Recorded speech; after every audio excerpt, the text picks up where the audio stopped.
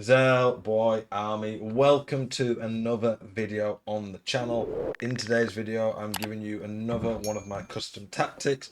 I did say during Tots I'd be releasing some more custom tactics videos to give you a variety of options to use for your weekend league to hopefully go and get some great rewards during team of the season. I did 4-3-2-1 last week. I'm going with probably my second favourite, probably the most all-round balanced formation in the history of FIFA, you could argue, but definitely this year and most years, the 4-4-2.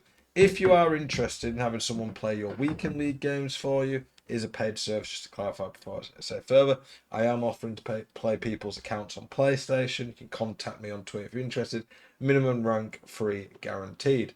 And I did that last year, went very successfully. I went, I think I went 17-3 this weekend on my account. One of the losses was I was 15-1, and then one of the losses I won the game 5-4. So should have been 16-1, and then the game as I was advancing out kicked me out of the game, gave me a loss. So I kind of lost a bit of motivation when it was my own account at that point. Pretty frustrating. How did you guys get on with your first weekend league during Tots? Prem team this season, most likely to be the one this weekend. Should be very good. Lots of great rewards. Hopefully, I'll get like a Saliba to swap for him and really upgrade my team. We've seen free play styles on the new Tots, so Prem Tots with those could be pretty special.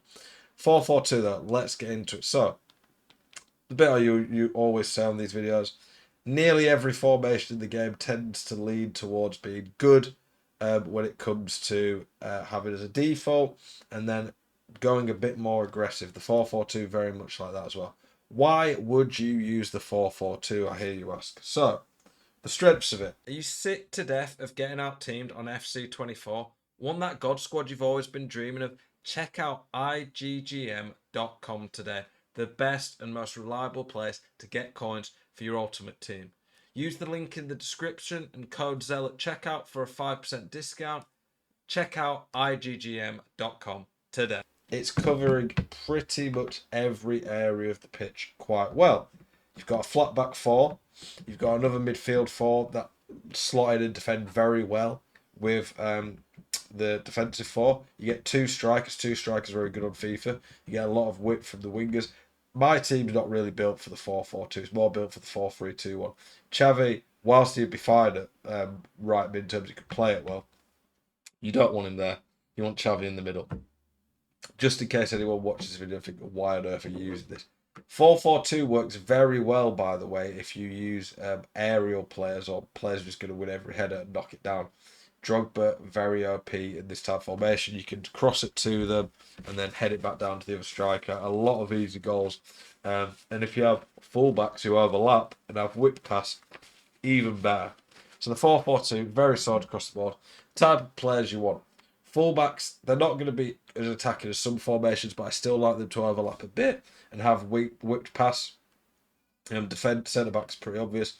At least one of your midfielders, I like to have a big man in there. If you have a big man in there, just gives you a bit more physicality in the middle. Also, just having more height and physicality across the team works quite well this year in general. Both midfielders, ideally, are going to have a lot of passing traits. You've only got two-man midfield. So when you've got them, you want to be able to spray the ball, ping pass, long passes, through balls, things like that. Your wingers need to be quick, good on the ball. Ideally, you want 5-star weak foot and skills, but if you can't get that, it's not the end of the world. Skills matters a bit more out wide than it does in the middle, I would say, but still I'd probably pick weak foot over skills even on the wing. For the strikers, weak foot's pretty essential, and then you want some good play styles. Rapid is probably the best one to have on the wingers. I think Rapid's really good out wide. Technical, quick step, pretty good too. Finesse for cutting inside. For the strikers, I think finesse is the best. Aerial's very dominant if you know how to use it right for knockdowns. It also allows you to get out the press by whipping it up to them. I've played people with Drogba who are pretty rubbish, but they just whip it up to him, play the ball from the centre back, so you can't really beat with the air. Quick step, rapid, pretty good too. But yeah, that's generally speaking how I like my 4-4-2 in terms of the players. Your midfield at this point, they should be able to do everything. You shouldn't really have a midfielder who can't shoot.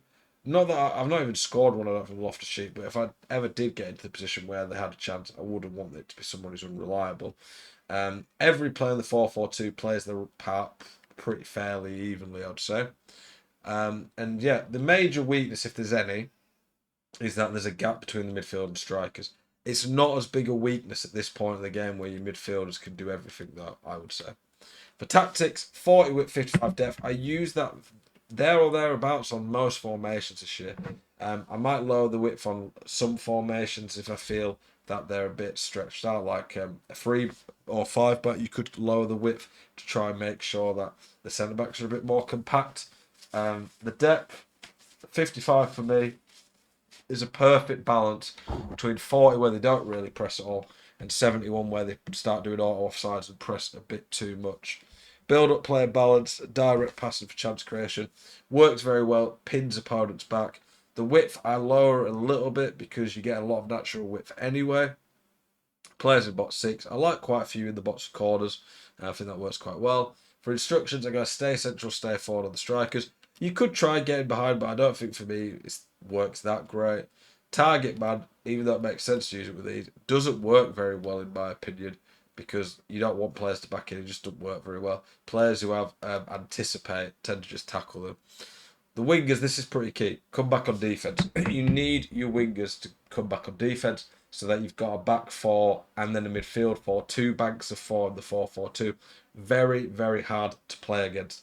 Once the team sets up shop defensively, it works very well and people are going to struggle a lot to break you down. Stay wide. They're going to get you width. They will tuck inside at times though. But stay wide, getting behind. This is why you want rapid and a lot of pace, so that they get in behind and no one can catch them. Get into the box, they will cut inside a little bit with that as well. Finesse is very nice. Even if you have finesse, I still won't be putting cut inside. You can naturally do that yourself anyway. One of the midfielders is on balanced, cover centre. The other's on stay back, cover centre. The more defensive minded one that you want to anchor the team would be the stay back. So for me, Loftus-Cheek in this team. Pick out of your 2 midfielders, whichever one's the best defensively is to stay back, whichever one's the best going forward is you balanced. And then fullbacks, stay back while attacking and overlap. Stay back and overlap kind of contradict each other. But what works well with this is that if you're attacking on the right side here, James will probably overlap, whereas Davies will stay back. If you're attacking on this side, Davies might overlap, but James will sit back on the other side. So it stops you being overrun with players being too attacking, I find, which works quite nicely. For the more attacking one, it's near identical. We up the width a bit just so when we press, we're pressing out wide and we get the ball, we can stretch teams a bit more. 71 depth and press after possession loss. That is the huge difference in this formation. That is where you're going to see a lot of difference. For the instructions, the only change I make across the whole team is I put the other midfielder who was on stay back on balanced. You could put basic on the wingers. You could do that to mean that they're a little bit more further pushed. So when you get the ball from the press, that you can attack a bit quicker. You can even go stay forward, but that will drastically change how this formation plays.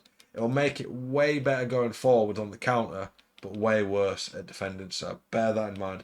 You could go balanced overlap too, but I don't think you need to. But yeah, those are some options you can use. Hopefully you like this formation. Very good. It's between this and the 4-3-2, one of my 2 favourite, most consistent formations this year. Appreciate you guys watching this video. Hopefully you've enjoyed it. Keep it spicy. I'd like to see you guys in the next one. Peace.